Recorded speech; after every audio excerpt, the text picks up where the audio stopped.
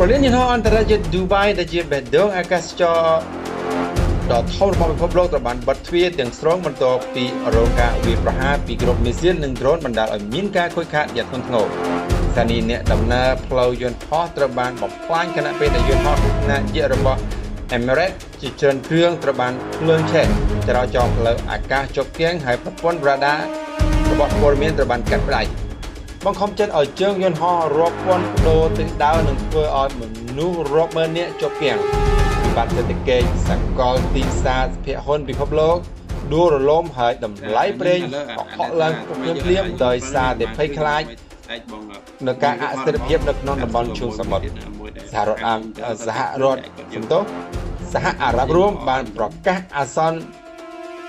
យោធាកម្រិតខ្ពស់និងចាត់ទុកថានេះគឺជាអំពើភេរវកម្មទ្រង់ទ្រាយធំទន្ទឹមនឹងនោះដែរសហរដ្ឋអាមេរិកនិងសម្ព័ន្ធមិត្តបានប្រមានតបយ៉ាងចាស់ដៃទៅលើ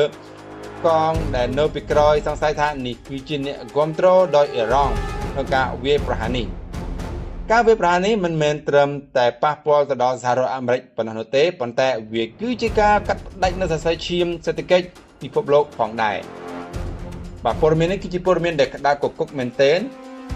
មិនដឹងជាហេតុអីទេបានជាធ្វើឲ្យមានការទម្លាក់ដ្រូនហើយនឹងមីស៊ីជាច្រើនគ្រាប់ទៅក្នុងប្រលានយន្តហោះរបស់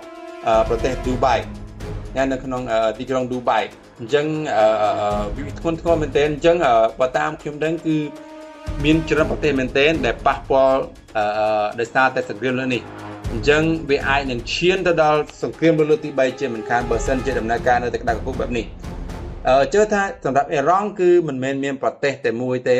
ដែលគ្រប់គ្រងអ៊ីរ៉ង់គឺមានប្រទេសជាច្រើនដែរដែលគ្រប់គ្រងរបបផ្ដាច់ការរបស់អ៊ីរ៉ង់អញ្ចឹងទេអ៊ីរ៉ង់ក៏ជាខ្លាចគេហៅថាខ្លាចចាស់ខ្លាចកំណាញ់មួយដែរដើម្បីតបតជាមួយនឹងសហរដ្ឋអាមេរិកក៏ដូចជាខាងប្រទេសផ្សេងទៀតដែលនៅខាងនៅខាងភាគីរបស់អាមេរិក